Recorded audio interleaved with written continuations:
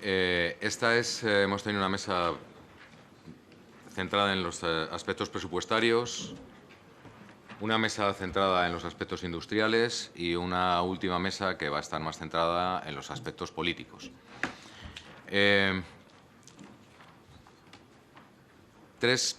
Como en el resto de las mesas, tres ideas básicas que pueden conducir la mesa, más allá de lo que los ponentes decidan exponer.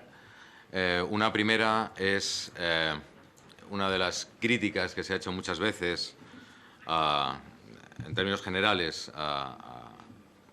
al sistema político español. Es una pregunta clave, y es que ¿hasta qué punto los políticos españoles conocen el sector de la defensa? ¿Hasta qué punto? Esa es una pregunta, yo creo, obligada, clave, y que es necesario hacer. Una segunda cuestión es la del control parlamentario. Ha salido aquí, no me acuerdo exactamente quién lo ha expuesto, y pido disculpas por ello, ha salido aquí el tema. En otros países el control parlamentario en temas de defensa tiende a ser más exhaustivo, más estricto, más profundo de lo que es en España.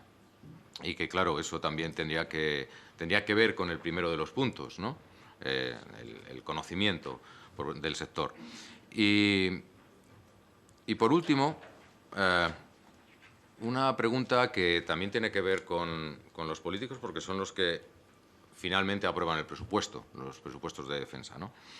Y es que, bueno, si ellos estarían de acuerdo con una afirmación, y es que hay o no hay unas claras estrategias de largo plazo en términos presupuestarios, en términos de lo que esos presupuestos tienen que financiar, es decir, las capacidades y demás. Si la hay o no la hay, en términos políticos, estas estrategias son políticas, obviamente, son estrategias de Estado. Bueno, pues con eso, aunque cada uno de ellos, por supuesto, ahondará en aquellos aspectos que considere más oportunos, vamos a comenzar esta mesa, que está compuesta por el profesor Rafael Calduch, de la Universidad Complutense, catedrático de Relaciones Internacionales. Bienvenido y gracias, Rafa. Don Fernando Gutiérrez Díaz de Otazu, que es portavoz del PP en la Comisión de Defensa. Y doña Zaida Cantera, que es portavoz en la Comisión de Defensa por parte del Partido Socialista. Y como el orden es el que tiene que ser, cuando quieras, Rafa. Buenos días a todos. En primer lugar, quiero agradecer a los organizadores, tanto por parte privada como por parte institucional del Congreso, el que me den la oportunidad de estar aquí con ustedes para compartir algunas reflexiones. Brevemente, porque no tenemos mucho tiempo, sí. Empezaré por dos afirmaciones que en otro momento habrían parecido superfluas, pero que yo creo que hoy en día son necesario explicitarlas. La primera es que la defensa no es solamente un servicio público, como dice la Directiva de Defensa Nacional 2020, sino que es un servicio público que debe ser implementado por una política de Estado. Hay otros servicios públicos que pueden descentralizarse, No, esta tiene que ser política de Estado. Bueno, eso ¿por qué es importante? Porque, como veremos, una política de Estado, para que funcione y sea eficaz, tiene que cumplir ciertos requisitos. Tiene que ser una política de medio y largo plazo, no puede ser una política coyuntural. Segundo, tiene que ser una política basada en la cooperación interinstitucional de los grandes poderes del Estado.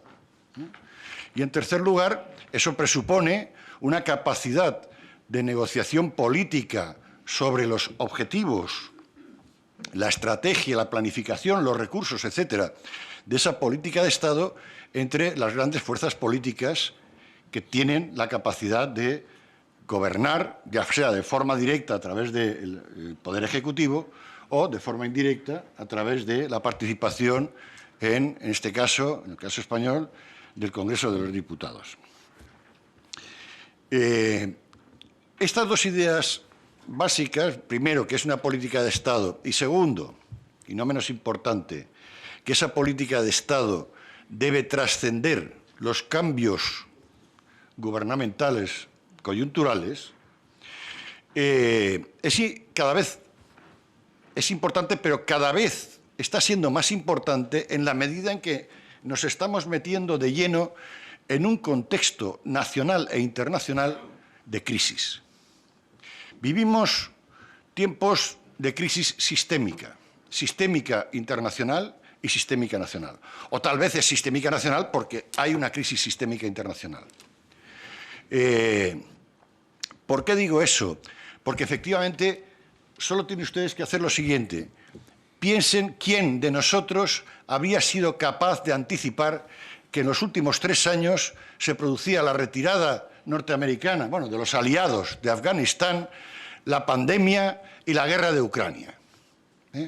Somos tan osados que en la brújula planificamos el tema del horizonte 2030. Oiga, ¿realmente alguien sabe realmente cuáles son los escenarios de desafíos, etcétera, que realmente vamos a tener que enfrentar de aquí entonces?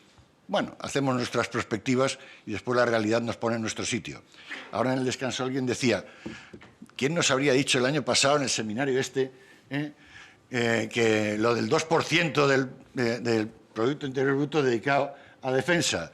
Y yo he dicho, y hoy hay en día países que hacen la observación solo el 2%, en solo un año. Eso es importante, ¿por qué?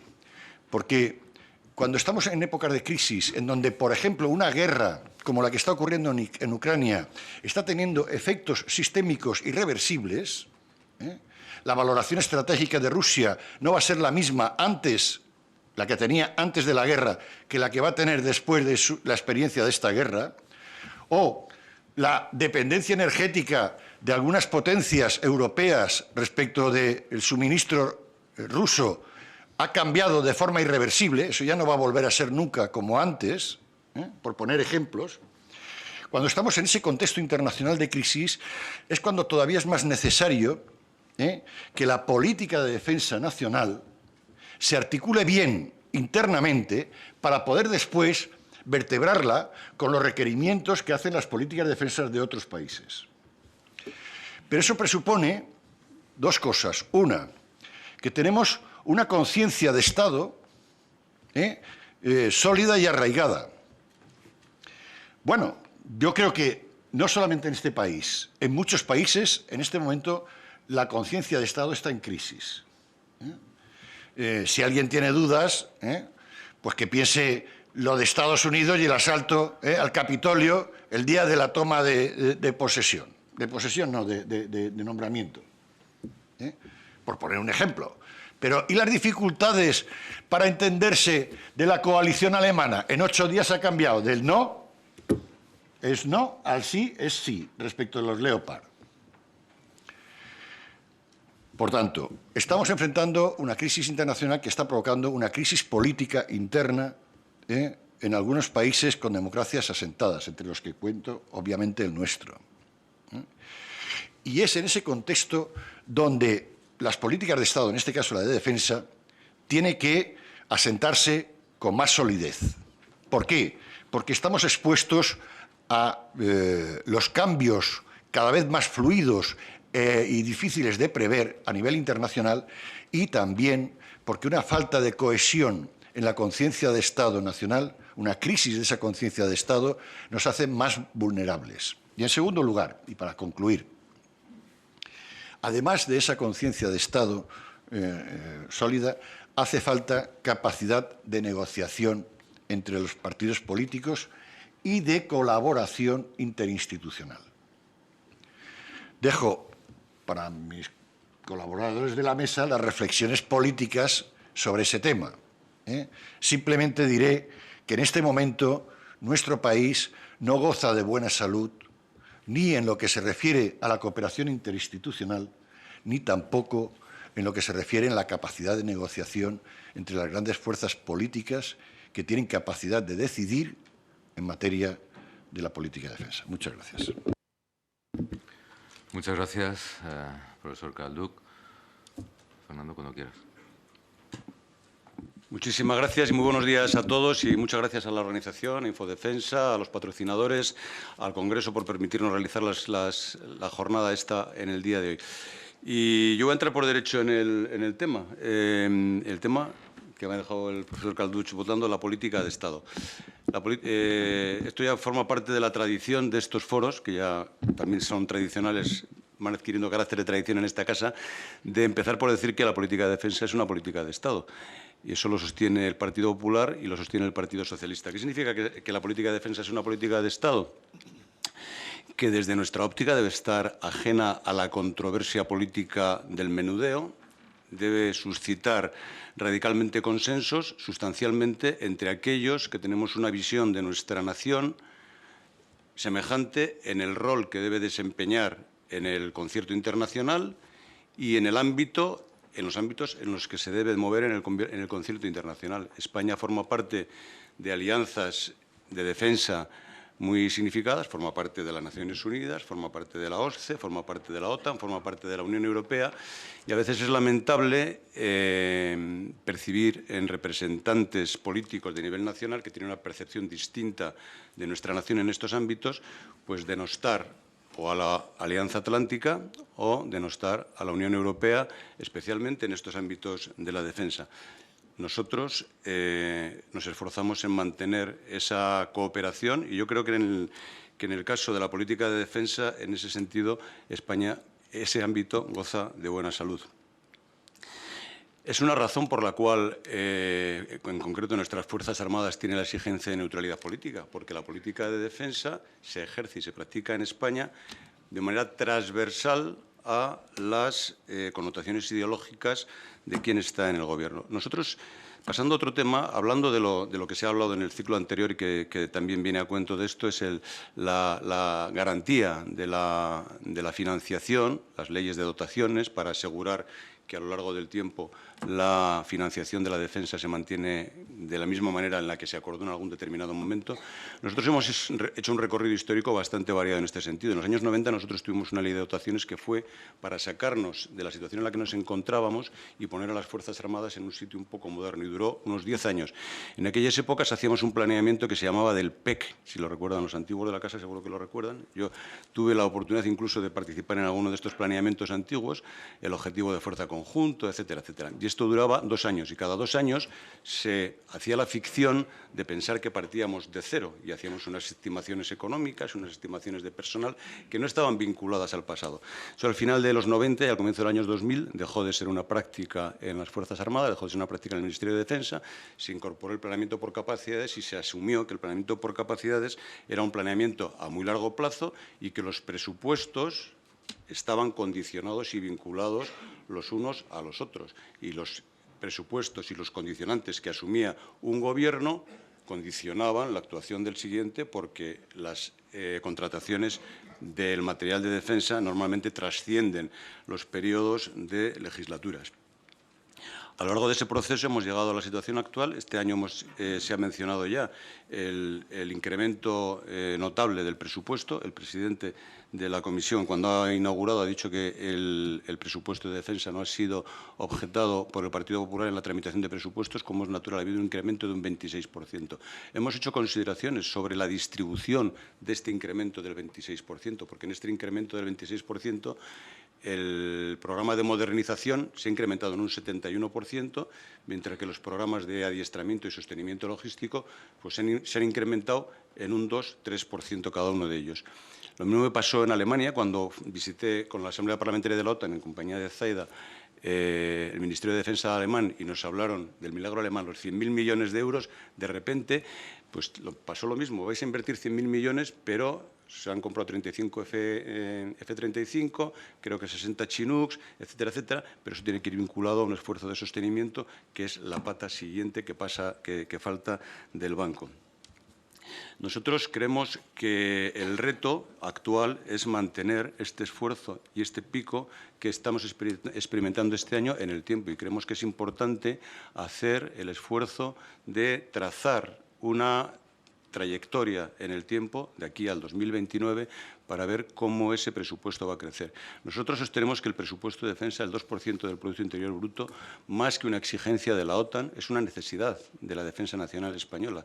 Ese importe, ese presupuesto de inversión en defensa es una necesidad de lo que tenemos. Actualmente tenemos un sistema de planeamiento que se basa en capacidades y que está proyectado en ciclos de 6 años y que tiene un largo plazo en 15 años. El GEMAD acaba de publicar una revisión del entorno operativo para el año 2035 haciendo previsiones.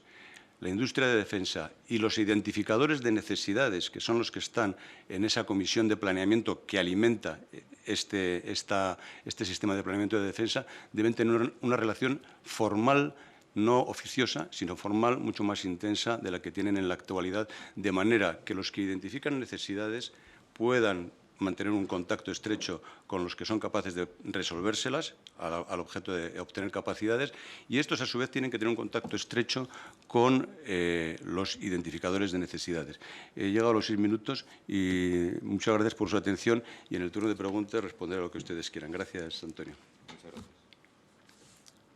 gracias. Zaida, cuando quieras. Gracias, Fernando. A mí avísame que yo me pongo a hablar y se me va el tiempo.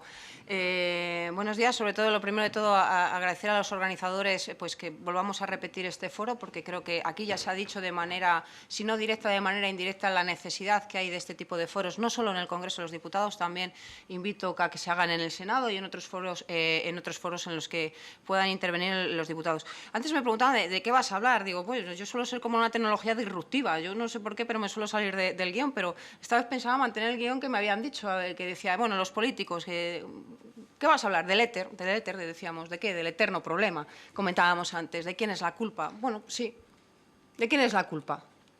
Pues la culpa es nuestra, de los políticos, por supuesto. ¿Alguien lo duda? No, la culpa es nuestra.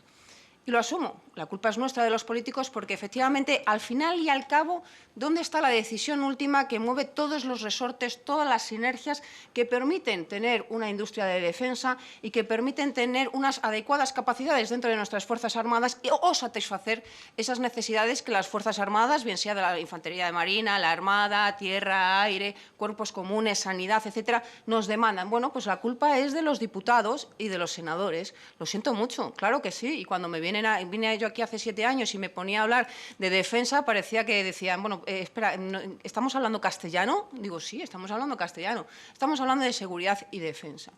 No en vano, una cosa que yo he agradecido y sigo agradeciendo públicamente son los cursos que a través del Ministerio de Defensa se dan en el CSDEN, sobre todo para los diputados y los senadores, incluso para nuestros asesores y colaboradores. Y alguien dice, bueno, ¿por qué? Bueno, sí, porque la Comisión de Defensa, que es una comisión completamente diferente a otras comisiones, tanto la del Congreso como la del Senado, a otras que podríamos decir hermanas en otros congresos o senados de países homólogos al nuestro, no tienen ni las mismas atribuciones ni tienen los mismos conocimientos los diputados y senadores que luego tienen que votar o asesorar inclusive. No hablo del Gobierno. En el Gobierno ya hemos visto que, madre mía, cuando se ponen a hablar lo técnicos que son, incluso a gente que puede tener algo de experiencia, nos podemos perder o nos clarifica determinadas posturas. Pero nosotros votamos. Y nosotros votamos, al fin y al cabo, a través de, y ahora sí que me voy a poner a filosofar un poco, a través de lo que sentimos como las voluntades de voto de nuestra ciudadanía. Y aquí empieza el problema. Aquí empieza el problema, porque los diputados somos políticos y los políticos tendemos a satisfacer las necesidades, no de las Fuerzas Armadas, como debiera de ser, sino las necesidades del colectivo que demanda nuestra ciudadanía. ¿Y qué demanda nuestra ciudadanía? ¿Demanda una seguridad y defensa? Ahora sí, ha subido un 70%, según las encuestas, la perspectiva de nuestros ciudadanos con respecto a la seguridad y defensa. Pero nos vamos, como decía anteriormente el catedrático, 3 años atrás, 4 años atrás, y les preguntamos a nuestros ciudadanos, ¿cómo viste a las Fuerzas Armadas? Muy bien, permítame, soy muy expresiva, ¿no? Muy bien, bueno, ¿querría usted que su hijo o su hija fuera militar? ¿De dónde cree usted que es adecuado invertir? No me gusta hablar de gastar, lo siento, Mercedes, yo hablo de invertir en defensa. Y te dicen, no, no, no, no, en camas de hospital, esto que lo hemos dicho mucho, en mantequilla, en cuestiones sociales y contraponían y contraponen aún ciertos elementos de nuestra sociedad, la seguridad y la defensa con el bienestar social, como si no fuera, como se ha dicho en esta mesa, la seguridad y la defensa un servicio público. Creo que no les estoy contando nada nuevo, pero sí, es que la culpa la tenemos los políticos, porque para satisfacer la realidad de las necesidades de las Fuerzas Armadas tenemos que ser capaces de convencer a nuestra ciudadanía que la inversión en seguridad y defensa en las Fuerzas Armadas, en las fuerzas y cuerpos de seguridad del Estado, no es invertir en la guerra, no, es invertir en una paz, tanto positiva como negativa, y que solo como sociedad avanzaremos en el bienestar social cuando tengamos ambas formas de paz conjuntamente. No, una paz positiva, no, es que ausencia de violencia, no, pero la paz negativa, ¿qué pasa con ella? Y la paz positiva tiene que imbrincarse con la paz negativa. Y por eso la culpa es nuestra. ¿Por qué es nuestra? Porque cuando salimos como me ha pasado hace un rato, que he tenido que abandonar, discúlpenme, la sala, y nos ponemos delante de un televisor, perdón, de unas cámaras de televisión, y está nuestra ciudadanía viéndonos, tenemos todavía aún políticos que votan los presupuestos que el mensaje que están lanzando es no, la seguridad y defensa no es necesario. No son necesarios los carros de combate, no tanques, mi general, los carros de combate. No son necesarios el tener unas Fuerzas Armadas instruidas, adiestradas y bien pertrechadas. Ah, claro, y le digo, bueno, ¿y cuando ocurrió el terremoto de Lorca? ¿Y cuando ha pasado la pandemia? ¿Y cuando Filomena? ¿Y cuando las lluvias en Valencia? Que la misión de las Fuerzas Armadas, no se equivoquen ustedes, ciudadanos y ciudadanas, no es ir a la guerra. Ese es el último de los recursos. Y no van a la guerra para generar violencia. Van a la guerra para hacer un uso adecuado de la fuerza, para defender nuestros intereses, para defender nuestro estado de bienestar y nuestro desarrollo social. Por tanto, ¿de quién es la culpa? Nuestra. ¿Control parlamentario? En España el control parlamentario, es que estoy respondiendo a las preguntas, por una vez que no me salgo, control parlamentario. El control parlamentario en España es completamente diferente al resto de controles parlamentarios del resto del mundo.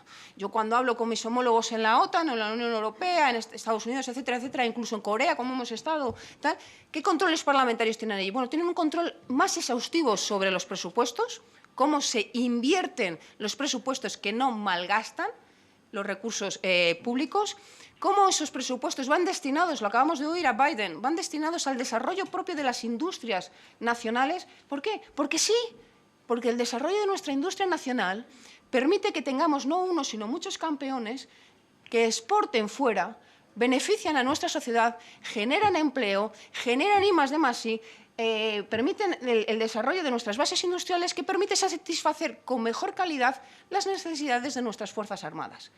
Y entonces ocurrirá lo contrario de lo que ha dicho Mercedes. Perdóname que te cite. Que ha dicho que a veces se compra lo que no se necesita, pero se tiene que comprar. O algo así, más o menos, ha venido a decir. ¿Y la culpa de quién es? Nuestra, de los políticos, porque no hemos sabido, también un poquito a lo mejor del resto de elementos, no voy a echarme toda la culpa a nosotros, no hemos sabido establecer en nuestra sociedad, que ahora sí, porque están viendo más de cerca la guerra, la están viendo en nuestro patio trasero, como quien dice, no hemos sabido establecer en la misma balanza el que tanto se necesita una cama de hospital como se necesitan los elementos suficientes para que protejamos a aquellos que quieren arrebatarnos esa cama de hospital. Y yo les sitúo a Ucrania, pero me puedo ir a Afganistán o a cualquier otro sitio. ¿Qué ha pasado cuando el pilar fundamental de la seguridad y la defensa y todos aquellos elementos que nos permiten la protección y el establecimiento de un pilar transversal ha caído? ¿Qué es lo primero que ha caído? El bienestar social. Y eso es culpa nuestra. El control parlamentario que ejercemos aquí no es un control como existe en otros, no. Se va a invertir X millones en el S-80, se va a invertir X millones en desarrollos del VCR 8x8. Esos controles aquí en este Parlamento no existen. ¿Por qué no existen? Porque lo primero que habría que cambiar es el reglamento y la disposición y distribución de cómo estamos. Entre otras cosas, porque no tenemos, aunque les parezca a ustedes mentira, ninguna comisión secreta. Ninguna. Para establecer una comisión secreta se tiene que pedir autorización a las mesas. No, La de gastos reservados del CNI no es secreta, no es para hablar de secretos, es para ver dónde se invierte, dónde ha invertido y dónde se han gastado los fondos, los famosos fondos reservados entonces, o cómo ha gastado el CNI. Pero no es para hablar de secretos estratégicos o tácticos. Y ya voy a lo último. Un minuto. Estrategias a largo plazo. Sí, bueno, hay que establecer estrategias a largo plazo porque tenemos que hacerlo. No podemos no ser cortoplacistas y tenemos que aventurarnos a adivinar, ser un poco futuristas en cómo establecer esas estrategias a largo plazo para satisfacer las necesidades de nuestras Fuerzas Armadas en el momento en el que van a ocurrir. ¿Somos adivinos? No. Nos puede llegar una guerra como Ucrania en el que resulta que los elementos de la guerra convencional que creíamos de trincheras, como aquí se ha mencionado, habían desaparecido y entrábamos todo en que todo va a ser cibernético, todo va a ser basado en el Big Data, en el Cloud Computing, etcétera, etcétera, etcétera. No. Pero también tenemos que estar preparados para lo otro. Y para cosas imprevistas. Nos puede caer una gran lluvia, pero bueno, por lo menos que nos pille con un flotador. ¿Que hubiera sido mejor tener unos grandes barcos? Vale, pero tenemos que hacer ese planeamiento a largo plazo. Y para hacer ese planeamiento a largo plazo, y en eso estoy de acuerdo, aunque parezca mentira, con Fernando, que en esto de defensa estamos muy de acuerdo, es necesario tener una política de Estado, una visión general de esa política de Estado. Muchísimas gracias. Pues muchísimas gracias. La culpa es nuestra, ¿eh? No nos habíamos dado cuenta de que la culpa era vuestra. De hecho, esta mañana cuando hemos entrado yo no lo pensaba. No te autofustigues demasiado tampoco, aunque sea cierto. Venga. Bien, me gustaría subrayar dos o tres cuestiones que se han dicho en la mesa que me parecen de tremenda importancia, más allá de quién pueda ser la culpa. Primero que, efectivamente, yo creo que ahora es más necesario que nunca, como bien ha dicho el profesor Galduc, que la cooperación interinstitucional y tener una conciencia de Estado que vertebre la toma de decisiones. Lo has dicho tú también y lo ha hecho también Fernando. Yo creo que, claro, todo eso pasa por ser un Estado. Como tal, sin las tensiones, digamos, regionales, por decirlo de alguna forma, que hay, que son muchas, ¿no? Y que eso pues, genera una cierta rigidez a la hora de tomar decisiones. Y hay una cuestión clave que también se ha expuesto, que es necesitamos consensos y salirnos del menudeo. Lo has dicho tú, Fernando. Y yo creo que eso es absolutamente fundamental. No se puede tratar una política de Estado como moneda de cambio para ver si me aumentas el presupuesto un 1%, me pones un hospital o no sé qué. No, son cosas separadas. Aquí se necesitan cañones y mantequilla, no, o mantequilla, ¿vale? No es excluyente, las dos cosas. Y eso hay políticos que no lo saben y mucha parte de la ciudadanía que no lo sabe. Y eso es donde tenemos que hacer un cierto esfuerzo con los temas de cultura de defensa y demás. Ahí sí tenéis mucho que decir vosotros, yo creo que también, ¿no? Y por último, quizás yo voy a echar ahora la culpa no a los diputados, sino a algún senador, ¿vale? Hace un año, esto es anecdótico, pero es para que se vea hasta qué punto llega a ser frustrante en muchos casos, se organizó unas sesiones sobre visión estratégica y a largo plazo en el Senado. En el mejor de los momentos, ¿cuántos senadores hay? 250... 255. En el mejor de los casos hubo 14 senadores en la sala. En el mejor de los casos. Entonces, para los que íbamos allí con toda la ilusión del mundo y demás, pues la verdad es que resultó poco frustrante. Yo entiendo que todos tienen bastantes cosas que hacer, pero la verdad es que nos dejó un poco así. Bien. Pregunta transversal, si queréis, para la mesa. Esta es una pregunta que, me vais a perdonar, viene con un poquito de mala intención, ¿vale? Pero es mi papel. Has dicho las voluntades de voto de la ciudadanía. Yo creo que representáis a la ciudadanía y obviamente tendríais que responder a voluntades de voto. Pero muchas veces esas voluntades de voto se confunden con las voluntades de partido. Y la ciudadanía no pinta nada, y lo que piensa la ciudadanía tampoco. ¿Eso en defensa ocurre? ¿Hasta qué punto? Es abierta para los tres. ¿Damos el mismo orden? ¿Mismo orden o como queráis? Yo abro fuego si queréis. Mi experiencia breve como diputado fue que la última palabra, y estuve en la negociación de los presupuestos, en la negociación y aprobación de los presupuestos en el 2015, del 2016, que además después fueron prorrogados, con lo cual fueron presupuestos. Mi experiencia fue frustrante, y voy a decir por qué. Primero, porque, claro, como el techo de gasto ya estaba aprobado, si aumentabas en un lado, tenías que decir dónde tenías que disminuir. Bueno, pues claro, naturalmente, para eso se hacen los presupuestos. Y en ese sentido, yo tengo que reforzar, y estoy hablando, y ahí vuelvo a repetir, 3 años es un mundo, tal y como van las cosas, de rápido. Yo estuve en el 2015, han pasado 8. Pero en aquella época era cierto que la distinción entre lo que era gasto de defensa e inversión social era dramática. Y no fue más dramática, ya que los presupuestos se aprobaron porque el PP tenía mayoría absoluta. Si hubiese estado fragmentado el arco parlamentario como está hoy en día, ya veríamos si se hubiesen aprobado. Pero tuve que hacerles una observación. Todavía en el 2015 los PEAs se pagaban con un presupuesto extraordinario, lo que significaba que todos los años, cuando salía el tema de la aprobación del presupuesto de extraordinario, salía el debate, no solamente parlamentario, sino mediático, que repercutía en la ciudadanía, de que, ojo, porque aquí estamos metiendo 2.000 millones este año, 2.000 millones extraordinarios de gasto de defensa que se le está quitando a los hospitales. Esa es primera. Y segunda, y con eso concluyo, la segunda frustración fue que cuando presentabas una proposición de ley o el Gobierno traía un proyecto de ley, tenía que ser a coste cero. O sea, no debía suponer un aumento presupuestario porque los presupuestos ya estaban aprobados. ¿Eso qué significaba?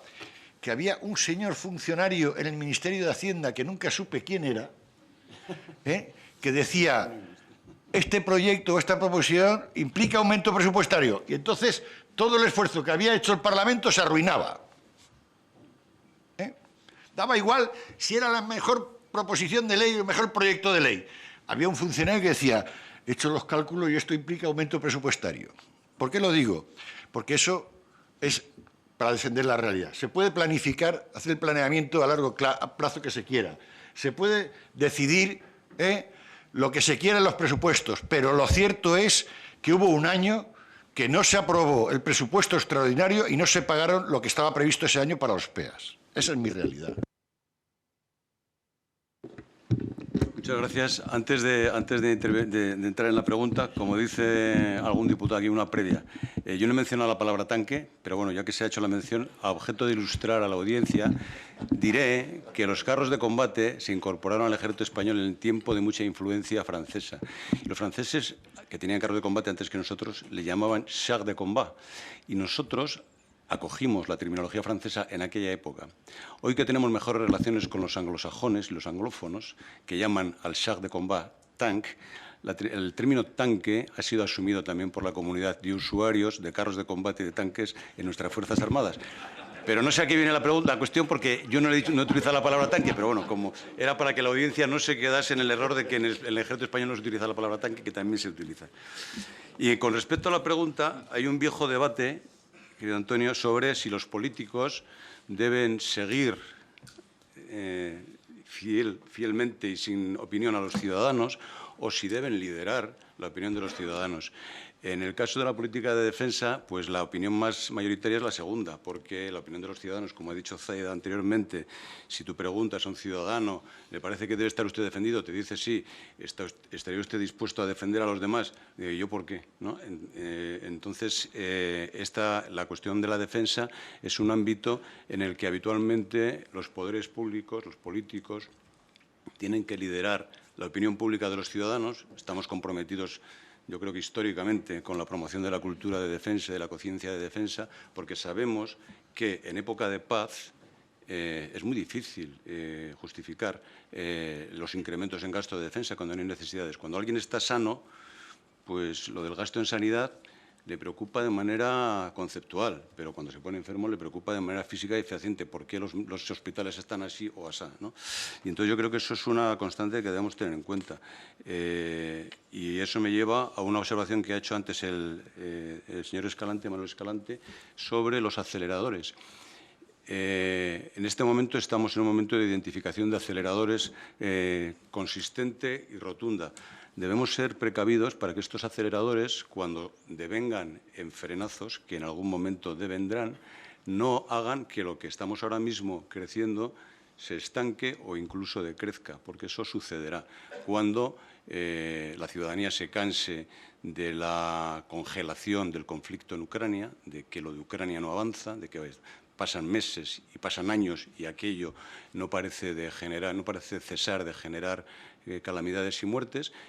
La defensa es un gasto constante, que a nuestros ciudadanos tenemos que transmitir la idea de que viven en un mundo seguro y defendido, porque hay muchísimas infraestructuras e instituciones de la Administración General del Estado que está cotidianamente trabajando para que no echen de menos la seguridad y el carecer de defensa. Entonces, el gasto en defensa es un gasto estructural que nuestra sociedad y nosotros los políticos tenemos que liderar, ir delante de nuestros ciudadanos en esto, es un gasto estructural que la sociedad debe asumir. Muchas gracias. Bueno, yo rápidamente estoy muy en la línea de lo que se comentaba. Yo me acuerdo hace 7 años cuando llegué aquí que me llegó el primer presupuesto general del Estado y llegaba la portavoz de Sanidad y me decía, oye, Zaida, mira, que he estado viendo que ¿qué tal si te quitamos esto, que seguro que no lo vas a utilizar en esta sección? Sí, parecía que y yo decía, no, y bueno, yo era como un bulldog, protegiendo mi nicho de ahí como si fuera... Y luego aprendí, llamando a los de Hacienda, y dicen, no se puede cambiar de un sitio a otro, tenéis que hacer estas cuestiones. Pero es cierto que la conciencia... Porque a mí ya no me gusta hablar solo de cultura, sino hay que ir pasos más allá, ¿no? La conciencia que había no solo en mis diputados y no solo en mis senadores, sino a nivel general, era muy inferior a la que hay ahora mismo. Por lo que ha dicho también Fernando, porque se ha dicho aquí, es decir, ahora la gente está percibiendo que, oye, que se ha puesto enfermo, y que alguien tiene que poner ahí la sanidad en el ámbito de la seguridad y la defensa. Y eso es fundamental. Eso es fundamental, sobre todo cuando tienes que negociar unos presupuestos, cuando no tienes una mayoría absoluta. Tienes que saber transmitir a aquellas personas que creen que sus votantes lo que quieren son solo camas de hospital y que, claro, si usas carros de combate no vas a tener tanques, no vas a tener camas de hospital, pues se lo tienes que explicar. Y algunos dicen, bueno, es posible, es que yo todo lo que he oído aquí, a Mercedes, a Manuel, a la industria, ¿es posible? Claro que es posible. Ahora vete y se lo explicas a los votantes y a los periodistas, si hay alguno aquí. Primer titular, cuando salen los presupuestos generales del Estado, de carácter peyorativo. Se han incrementado los presupuestos en defensa un 26%. Ya salen todos los titulares, además ves la trama argumentativa y dices, hombre, y parece que es que una cosa va en contra de la otra. Y eso es muy importante que transmitamos a nuestra sociedad, a toda ella, porque luego se dan los típicos, y termino con esto, las típicas, ¿cómo se dice?, contradicciones del español, ¿no? Oye, ¿tú quieres que protejamos a los yazidíes que están huyendo del Daesh? Sí, claro. ¿Y por qué estás en contra de que exportemos 400 bombas a aquellos que les van a proteger? No, porque es que el comercio de armas, por Dios, es que eso es la guerra. No, que es que vamos a protegerles. ¿Tú quieres que se les proteja? Sí. ¿Qué quieres, que les proteja con mantequilla? ¿Tú crees que delante de un yihadista, de un islamista, le dices, toma mantequilla y déjame a los yazidíes sueltos? ¿En qué mundo vivimos? Hay que trasladarles a veces y ponerles enfrente de sus propias contradicciones, porque esto te ocurre aquí. Sí, bueno, que España no invierta en industria de defensa, pero alguien tendrá que darles armas, que se lo den otros. Pero eso, ¿por qué no permites que esta industria nuestra, que además es una industria que revierte muchísimo, que eso hay que decírselo? Caray, que yo he dado a luz a mi hija gracias a la epidural. Y esto es un avance de la industria militar. Sí, un médico español militar fue el que descubrió la epidural, que muchos llevan determinados cristales para ver bien, gracias a la industria militar, que usamos el teléfono sin parar gracias a la industria militar. Eso hay que hacérselo ver a los ciudadanos españoles, que en muchos casos no ven esta reversión. ¿Qué es culpa nuestra no hacerlo? Es culpa suya. Bien, abrimos el turno de preguntas al público. Yo creo que hay bastantes cosas que se pueden hablar. Sí, por favor.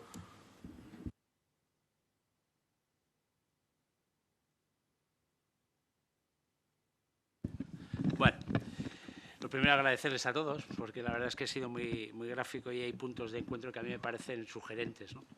Miren, yo quizá por donde vengo, soy bilbaíno, siempre he pensado que la seguridad es como la libertad, solo se valora cuando no se tiene.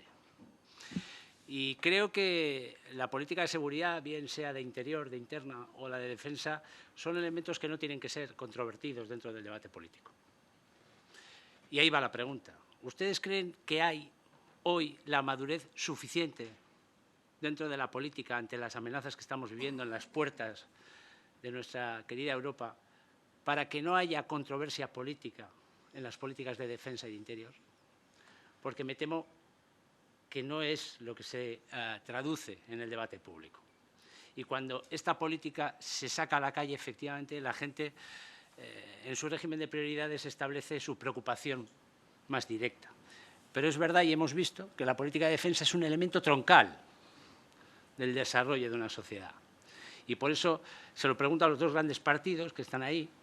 Por cierto, voy a defender un poco al Senado. Creo que hay más senadores que diputados hoy aquí. Lo digo por aquello al señor Fonfría. Pero dicho esto, a mí me parece importante que hagamos mucha pedagogía desde la política hacia la sociedad. Que lideremos que la política de defensa es un elemento fundamental y que si no tenemos bien defendido el país no podremos desarrollar otras políticas. Y por eso, como miembro del Partido Socialista, un partido vertebrador del país como lo es el Partido Conservador, el Partido Popular, sería bueno que hagamos un esfuerzo para que esto salga de la controversia política. No solo la política de defensa, también las políticas de interior. Muchas gracias. Tú has hecho una pregunta para que yo luego no vuelva a ir a las listas, ¿no? Por lo que veo. Mira, perdóname que haya interrumpido. Como decía, acabo de salir en la tele, ¿no? En el Rojo Vivo. Y salía una ministra, ya lo vais a ver, que decía, ¿qué hace España mandando carros de combate, tanques Leopard, a Ucrania? Si hay que utilizar otras cuestiones para cambiar la correlación de fuerzas. Eso genera controversia, porque hay políticos que perciben a las Fuerzas Armadas, que perciben el elemento de defensa como un elemento negativo, como un elemento agresor. Y yo lo he dicho muchas veces, pero ¿por qué percibes a las Fuerzas Armadas españolas, a nuestra industria de defensa como un elemento agresor cuando, voy a empezar al revés, nuestra industria es muy valorada porque respeta escrupulosamente los principios de la democracia? Y sí, están desarrollando armamento, pero no matan las armas, matan a aquellos que las empuñan. Y nuestra política en exportación, que esto lo hemos aprobado en el Congreso, los informes de exportación de armas, la ley, es una de las leyes más estrictas, por no decir la más estricta que hay ahora mismo en todo Occidente. En el momento en el que se percibe que nuestro material, que ha salido de nuestro territorio, ha sido utilizado para cuestiones que no eran el destino final, se corta de raíz. se corta de raíz. Pero ¿por qué percibes a nuestras Fuerzas Armadas que te han puesto vacunas, que han trasladado y han velado a nuestros muertos durante la pandemia, que han sacado a los heridos de las inundaciones y han salvado vidas en los terremotos, que han estado en el Líbano, que están en el Líbano, en Afganistán y nos aplauden? ¿Por qué les percibes como algo agresor? Nuestras Fuerzas Armadas están para defender, no para agredir, y para defender la democracia y la libertad. Y estas personas que obviamente hay que respetar, que piensen diferente que nosotros, son los que generan una controversia negativa a la hora de hablar de política de defensa y a la hora de votar los presupuestos. Y tienen un respaldo popular. Y espero que esto no lo... Sí, muchas gracias por la pregunta. Bueno, yo estoy de acuerdo en dos cosas con el senador. Primero, en lo de decir bilbaíno con diptongo, que es una cosa que alabo, muy bien, así me gusta. Y en segundo lugar, en las políticas de consenso. Yo en mi intervención he dicho que estas políticas de consenso, yo creo que en nuestro caso se ejercen bastante activamente.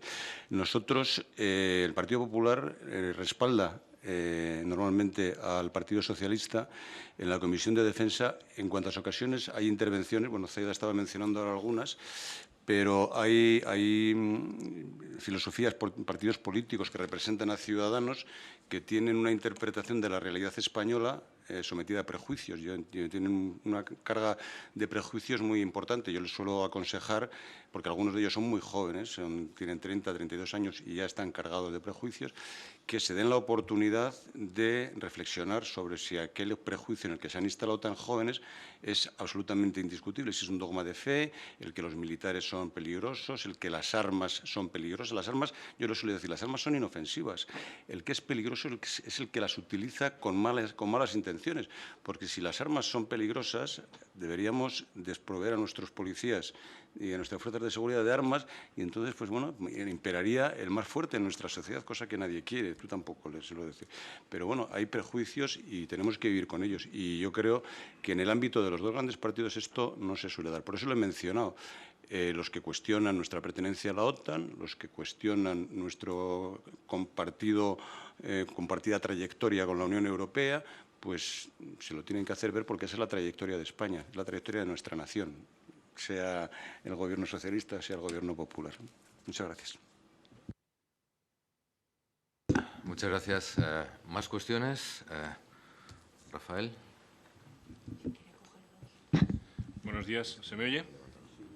Soy Rafael Martínez, soy catedrático de Ciencia Política de la Universidad de Barcelona y quería, no sé si, me temo que no es una pregunta, sino que es una crítica a las dos grandes fuerzas políticas por una política continuada durante muchísimo tiempo, que es la de cultura de defensa, y la idea de que a través de la cultura de defensa se consigue la conciencia. Y me explicaré o intentaré explicarme. Está claro que y se ha hablado ya varias veces, para conseguir un incremento del presupuesto se necesita el apoyo social. Y que al apoyo social también participo de la idea de que hay que ser capaz de explicarle que la seguridad no nace para limitar nuestros derechos, sino que la seguridad precisamente para lo que sirve es para garantizar los derechos. La seguridad no es un fin en sí mismo, sino que siempre es un medio para, cuando estoy seguro, puedo hacer otras cosas. Y que todo eso se debería trasladar a través de la cultura de defensa o a través de la cultura de seguridad nacional. Hasta ahí creo que estamos todos de acuerdo. Lo que ocurre es que cuando analizamos qué es lo que ocurre en España, partimos de una sociedad que valora y que confía profundamente en nuestras Fuerzas Armadas. Hoy es la segunda institución más valorada. Desde el año 2015, que se instaló como segunda, el último estudio creo que es del 2019-2020, y la sigue colocando como la segunda institución más valorada. Fantástico, ¿pero por qué? Por misiones internacionales llamadas de paz, aunque no lo sean, y por la UME, Filomena, Baluarte, Balmis, es decir, todo por actuaciones que tienen poco o tangencialmente que ver con lo que es la función defensiva. ¿Cuál es la idea de la clase política? Bueno, no digamos lo que hacemos y lo que tienen que hacer, no contemos nada, porque mientras esto funcione así, oye, las cosas van bien. Si me paro en la sociedad me encuentro con algunas cosas que ya se han dicho. Y es, la profesión militar es la menos prestigiosa, los españoles, más de la mitad de los españoles no quieren que su hijo o su hija sea militar. El gasto en defensa es considerado el único ámbito de gasto en España que es excesivo. Se plantean una batalla, un batallón de 25 ámbitos de gasto, todos son o adecuados o deficientes. El único que se considera excesivo es el gasto en defensa. Estamos hablando de una sociedad en la que sigue, para una parte de la sociedad, sigue vivo un cierto legado histórico, en donde hay una pregunta que me cuesta muchísimo explicarla a mis colegas europeos, y es que hay un tercio de los españoles, ni más ni menos que un 33% de los españoles, que ante el ataque de un ejército extranjero dentro de nuestro territorio no quiere que el Gobierno active la actuación de nuestras Fuerzas Armadas. Somos un país muy naif y muy difícil de explicar fuera, porque tenemos cosas terriblemente complejas. Y para eso la solución balsámica ha sido la cultura de defensa. Pero es una cultura que es errónea, y perdón porque parece que estoy dando una charla en lugar, pero quería echarles la bronca porque llevo 20 años escribiéndolo y veo que al escribirlo no se lee, entonces hay que decirlo en voz alta. Se entiende que la cultura es conocimiento. Eso es erróneo. Cualquier sociólogo o politólogo que esté en la sala sabe que la cultura política no es conocimiento. Son valoraciones, son percepciones, son sentimientos y también es conocimiento. Hay muchos elementos que inciden y no solo el conocimiento. Es más, tengo para mí que conocer algunas cosas te hace rechazarlas de raíz. Por lo tanto, igual es buena la idea de no conozcamos muy a fondo. Y la segunda es la idea de conciencia. Es decir, cuando yo tenga conocimiento, respaldaré. También es erróneo. Es erróneo por una razón, porque es una única cultura, una única política de carácter homogeneizador, lanzada a la sociedad como si la sociedad fuese algo único. Y la sociedad es plural. Nadie haría una campaña para la disminución del consumo de drogas tratando a todos los ciudadanos como drogadictos, o tratando a todos los ciudadanos como exdrogadictos, o tratando a todos los ciudadanos como personas que jamás en su vida han consumido, sino que tienes que hacer una campaña que prevea que hay muy diferentes subculturas, hay muy diferentes ámbitos, y por lo tanto la campaña y la actuación y lo que tú lances no debe ser igual, sino que debe ser diferente. Es responsabilidad, que sería lo último que quiero decir, del Ministerio de Defensa. Es otro gravísimo error. Es responsabilidad de educación. Es educación quien primero tiene que impactar en todo esto. Y a partir de educación seguramente se van a abrir muchos más ámbitos. Pero llevamos 20 años, y las dos fuerzas políticas aquí representadas, lleváis 20 años con la misma letanía. Y es una letanía equivocada, pero como hay una clase política, que lo habéis reconocido vosotros, claro, los dos sois exmilitares o militares, que no sabe nada y que algunos, salvando lo presente, tampoco tienen mucho interés, porque la Comisión de Defensa es sabido que es una comisión en donde a algunos diputados que no hay dónde ponerlos se les pone, pues así vamos. Creo, perdón por ser tan provocador, pero es que vengo de un sitio en donde la defensa no solo es complicada, sino que son fuerzas de ocupación. Entonces, para una vez que puedo hablar sin que lo consideren así...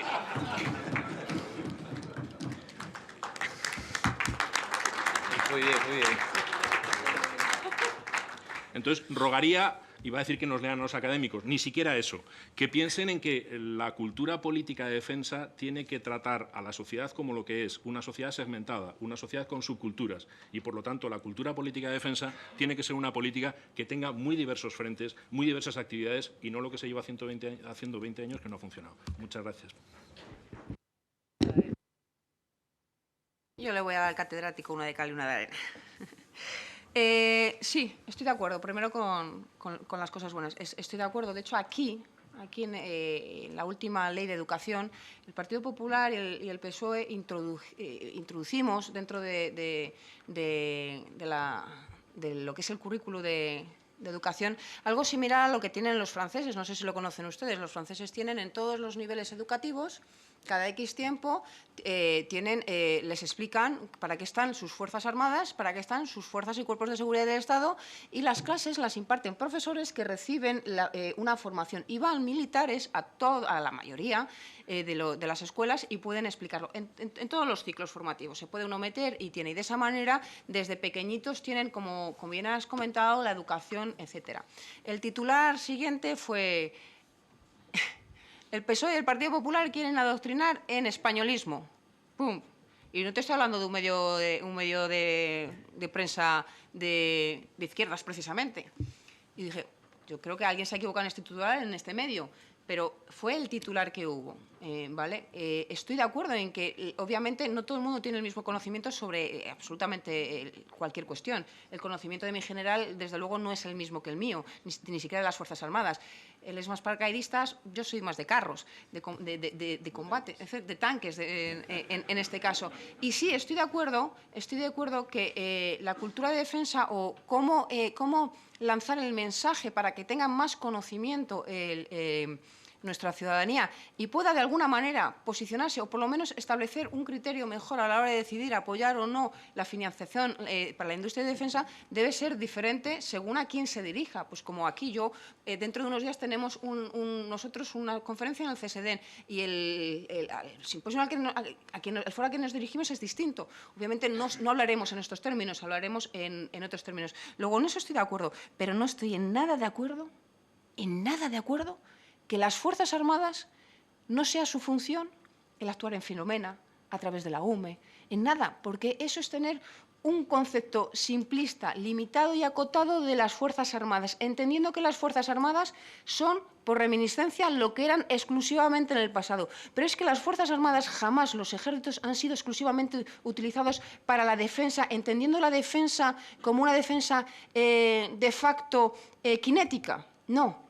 Es que nuestras Fuerzas Armadas no son solo una defensa cinética utilizando carros de combate o utilizando F-16, perdón, F-16 es lo que piden los ucranianos, F-18, etcétera. No, nuestras Fuerzas Armadas son unas Fuerzas Armadas equipadas, instruidas y adestradas para un concepto superior que es el de la defensa humana.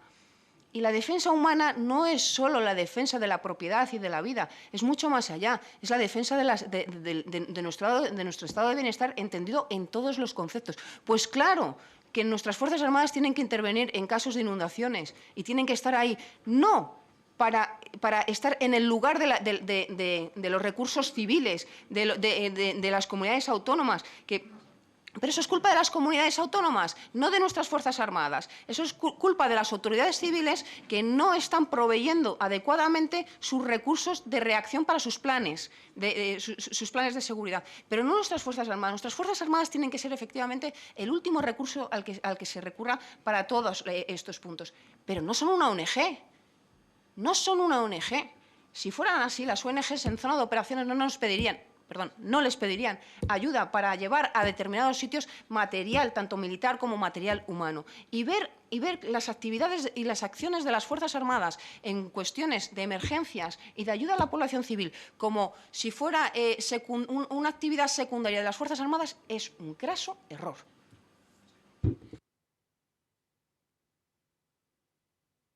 Bueno, muchas gracias. Yo estoy totalmente de acuerdo e interpreto que cuando ha hablado de las crisis, ha querido decir que no solo en crisis, que es lo que teóricamente se vende para hacerlo aceptable, sino que hay que vender también la otra parte. No dice usted que solo intervengan en crisis. También ha dicho que en algunos que se venden como OMPs o como hay actuaciones realmente que son realmente de combate. Estoy de acuerdo. Y estoy de acuerdo también en lo que dice de la educación. Hace año y medio, más o menos, hubo en el Barco de Ávila, organizado por una de las asistentes aquí al foro, un debate sobre cultura de defensa que llegó a la conclusión de que en las universidades era tarde para transmitir cultura de defensa. Es decir, que esperar a que los jóvenes españoles lleguen a la universidad y con 22 años se les traslade la cultura de defensa es demasiado tarde, y la cultura de defensa hay que trasladarla desde la educación elemental. Tiene que formar parte del bagaje educativo de nuestros niños. ¿Qué ocurre? Que cuando los políticos tienen que vehicular esto hacia la sociedad para que funcione, pues encuentran diferente receptividad y hacen que las cosas sean más o menos viables dependiendo del ministerio al que se le adjudique esta tarea. El Ministerio de Defensa está encantado en promocionar la cultura de defensa porque es a lo que ellos se dedican. El Ministerio de Educación lo está menos, porque interpreta que el mundo escolar pues tiene una diversidad de perspectiva de la realidad nacional española en la que puede haber mucha contestación. No le quiero hablar del mundo de las universidades porque hemos tenido recientemente demostraciones de su tolerancia a recibir inyecciones externas, pero eso es lo que ocurre. La política es el arte de lo posible. Nosotros somos receptivos, y el Partido Socialista también, a lo de la educación. Zaido lo ha mencionado, y ha mencionado también la consecuencia que inmediatamente se plasmó en medios de comunicación. Pero hay que hacer las cosas que sean viables y hay que ser consciente de la viabilidad de las propuestas en la sociedad en la que vivimos y poco a poco pues, ir avanzando. Esa es la razón por la cual el Ministerio de Defensa nos dice esto no es problema nuestro, esto es del Ministerio de Educación, delegamos que se encarguen ellos, porque saben que eso va a topar con la resistencia. Gracias por todas las consideraciones. Tomamos nota, ¿eh? Dos ideas muy breves. La primera, tengo publicado que para que haya cultura en general, y en este caso de defensa, tienen que cumplirse las 4 Cs. Primero, conocimiento. Segundo, compromiso. Perdón, conciencia. Conocimiento, conciencia, compromiso y conducta. Solo cuando cumplimos las 4 Cs tenemos la cultura de defensa, yo qué sé, de seguridad vial, de lo que sea. Claro, aquí habéis sacado el tema del conocimiento. Y si la enseñanza media o tal. Sí, pero hay muchas más cosas. Y segunda idea, no puede haber, teniendo claro estas 4 Cs, no puede haber cultura de defensa si no hay previamente conciencia de Estado. Punto y pelota. Y yo he dicho antes que por las circunstancias, y no he querido entrar deliberadamente en qué circunstancias, la conciencia de Estado está en crisis en muchos países, también en el nuestro. Y cada país tendrá que analizar por qué está en crisis. Lo digo porque algunos países, como Francia, eran modelos de países con conciencia de Estado y están en crisis.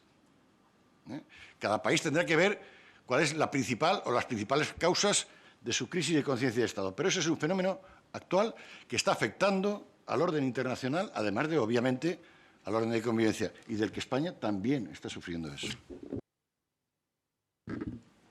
Muy bien, muchas gracias.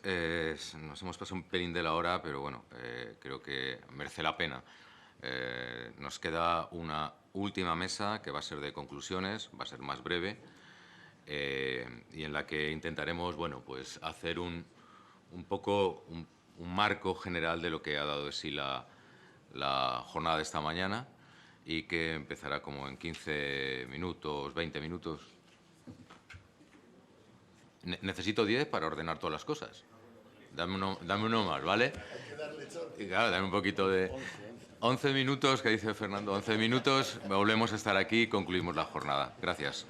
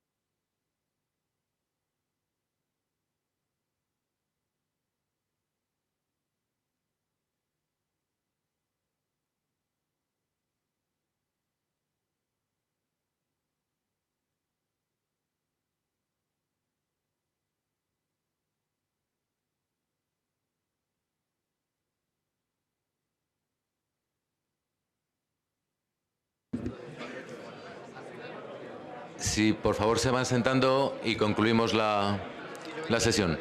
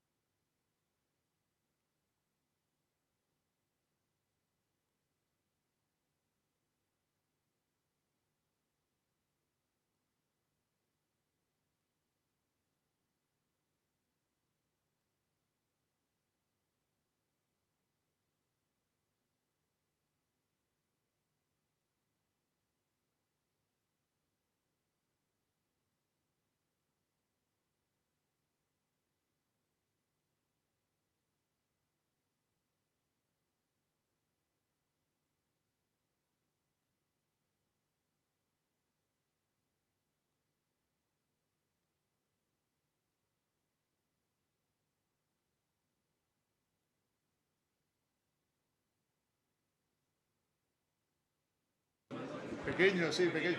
Bueno, no pesa mucho, ¿eh? Yo cuando...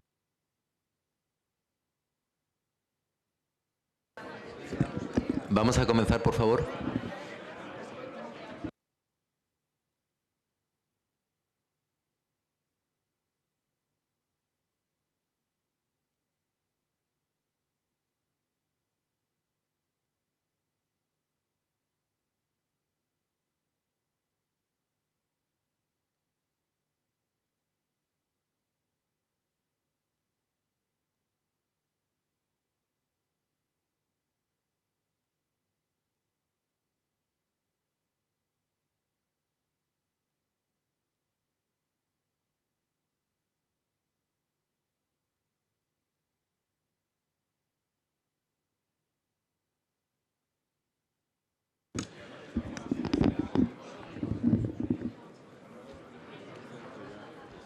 Yo creo ya.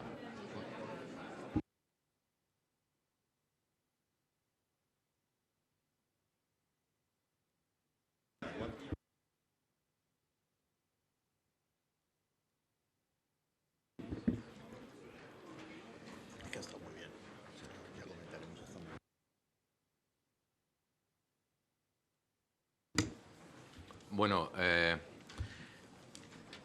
como en el resto de las mesas, tengo entre 5 y 6 minutos. Me voy a autocensurar para que luego el resto de los ponentes no... Y si no, tú me llamas al orden. Perfecto.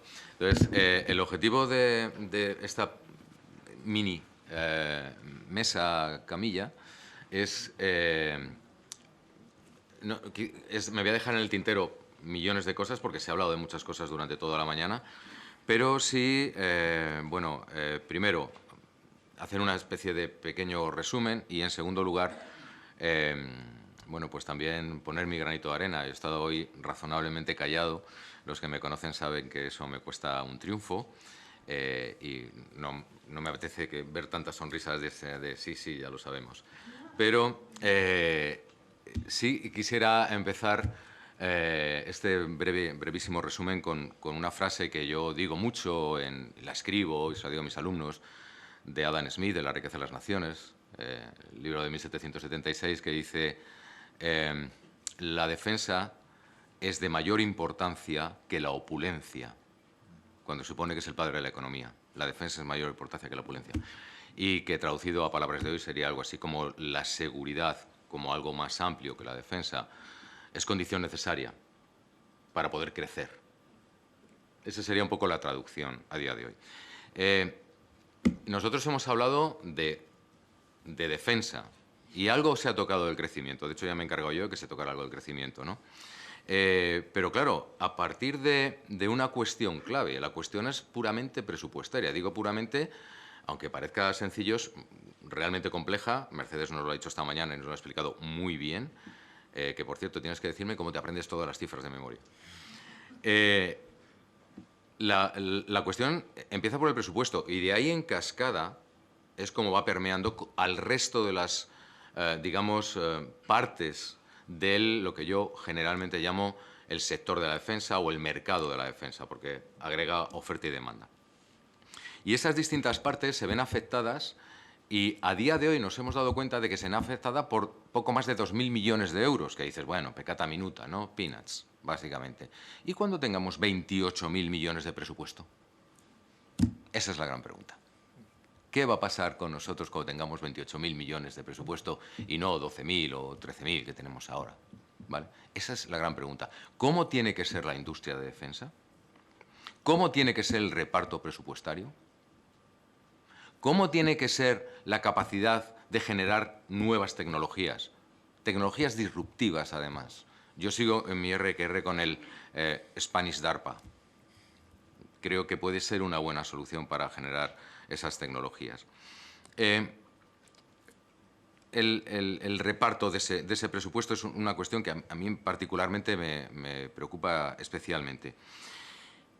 Y luego otro tema que ha salido que a mí también me preocupa, pues, no solo porque me preocupe por el tema, sino a lo que me dedico, es el capital humano. El capital humano. Yo, y aquí, no sé si ha ido el almirante Santiago, no sé si está... estás aquí. Yo recuerdo, y alguna vez te enfadaste un poco conmigo, yo creo, que decía, no, hay que civilizar la DGAM. Hay que poner menos militares y más civiles que vengan especializados de casa en gestionar los grandes programas. No sé, gente también del Ministerio de Fomento, que tengan esa especialización de entrada, porque eso va a ayudar a la gestión. Y cuando estás pensando en muchos miles de millones de euros más, probablemente ese sea un factor importante. No significa, y no quiero decir con esto que nadie me malinterprete, que los militares lo hagan mal. Significa que los militares saben hacer unas cosas y no saben hacer otras. Yo soy economista, no soy ingeniero y no pretendo hacer otra cosa. Entonces, cada uno, nuestra especialización nos puede ayudar, ¿vale? Si es verdad que tiene que haber militares en la DGAM, por supuesto. ¿Cuántos? No lo sé. Quizás menos que ahora. A eso sí, ahí sí.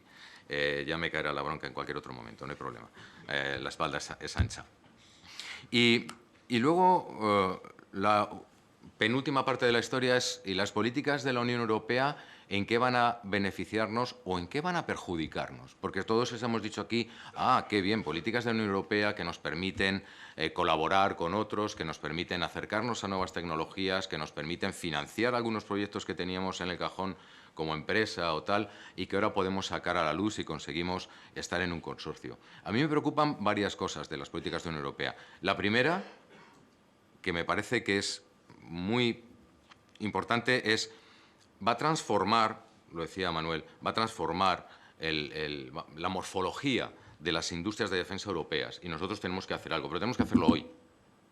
No es pensar en qué vamos a hacer y cómo lo vamos a hacer y ya iremos haciéndolo. Yo creo que en eso, igual que perdimos durante muchos años el carro de los presupuestos, no perdamos el carro de la industria. Yo creo que además aquí la industria suele ser más expeditiva que cualquier administración pública, por la cuenta que la tiene, y sobre todo porque también se ha dicho aquí, de ello depende su supervivencia. Creo que lo has dicho tú, Fran. Por lo tanto, yo creo que vamos a mover ficha. Y luego tenía aquí tres o cuatro cuestiones, digamos, más, no sé, más de detalle quizás. ¿Qué vamos a hacer a partir de hoy? Hemos hecho esta jornada, yo creo, a mí particularmente, me marca un punto de inflexión, porque hemos conseguido hablar de muchos temas. Ojalá hubiésemos tenido, en vez de mesas muy rápidas, muy ágiles, mesas más pausadas o más tiempo, pero eso se puede hacer de forma troceada, con lo cual yo creo que no habría problema. Pero, ¿qué hacer a partir de hoy? Esa es la gran pregunta. O sea, cada uno de nosotros, cuando salgamos y vayamos ya, pues no sé, pues a la oficina o a casa o al coche o tal, ¿qué es lo que vamos a hacer? ¿Qué vamos a aportar a España, a través de mi industria, mi universidad, mi Ministerio de Defensa, exteriores, lo que sea? ¿Qué es lo que vamos a hacer? Porque foros de estos, este es el octavo. Y desde el primero hasta ahora, la verdad es que cambiar ha cambiado poco. Entonces la cuestión es, señores, ¿queremos cambiar? Ahora tenemos la soga al cuello, no es broma. Bruselas nos ha dicho, ahí tenéis, pero también nos ha puesto una espada de Damocles. Y hay que responder a esa espada de Damocles. Ya sé que alguno pensará, joder, tío, tú eres un profesor de universidad, para ti es fácil decirlo. Pues por eso lo digo. ¿Vale? Pues si no, probablemente no lo diga nadie.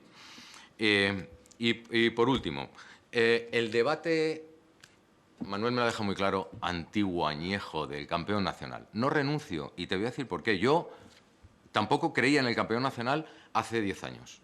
Y lo escribí. Es más, lo escribí en Infodefensa. ¿Vale? Pero necesitamos probablemente alguien que esté a la altura del tamaño de las empresas con las que nos tenemos que enfrentar en defensa. Eso significa fortaleza financiera, fortaleza tecnológica, y si no la tienes, estar rodeado de una corona circular de pymes ágiles que te sean capaces de responder. Significa tecnologías disruptivas, significa capital humano tremendamente formado y además muy ágil y flexible para que la respuesta también sea ágil y flexible. Y eso a día de hoy en España yo creo que hay muy poquísimas empresas, no ya digo solo dentro de defensa, sino en términos generales, que sean capaces de responder a todo eso. Última puntualización sobre particularmente la última mesa. Yo creo que los aspectos culturales, yo creo que lo ha hecho, además lo ha hecho Rafa Martínez, creo que suscribo igual mucha de la parte de lo que ha comentado, igual que parte de las críticas que se han hecho aquí. La cultura de defensa pasa por todos y cada uno de nosotros. Sí es verdad que la culpa es de Zaida, lo siento, bien, sabes que con todo el cariño del mundo. Sí que es verdad que los políticos tienen culpa, sí que es verdad que los profesores universitarios tenemos culpa, tenemos que predicar, tenemos que seguir predicando y hay que seguir predicando. Y sí que es verdad que, como ha dicho también Rafa Calduc, que ahora no le localizo, es verdad que necesitamos conciencia de Estado para todo esto. Esa es la piedra de toque. Sin eso es complicado, ¿no? Y nada más, para mí ha sido de verdad un placer, un honor. Me lo he pasado estupendamente. Además, me ha permitido volver a ver a algunos amigos que hacía tiempo que no veía y siempre es súper agradable. Y nada más, le cedo la palabra a Ángel para que clausure o cierre. Muchísimas gracias, Antonio. Yo creo que ha sido una mañana estupenda. Hemos tenido oportunidad de oír a todos los actores de este magnífico sector. Muchísimas gracias a los ponentes por haber estado aquí y haber compartido con nosotros sus conocimientos. Muchas gracias a patrocinadores, colaboradores, todos los que habéis hecho posible y a todos los que habéis estado aquí escuchando. Por nuestra parte, IDS no deja de ser un instrumento a vuestro servicio. Somos un medio de comunicación, somos una plataforma informativa de comunicación y estamos siempre atentos a lo que nos pidáis porque somos una herramienta que tenéis a vuestra disposición cuando lo creáis oportuno. Y nada más, yo creo que es tiempo de concluir. Muchísimas gracias a todos. Gracias.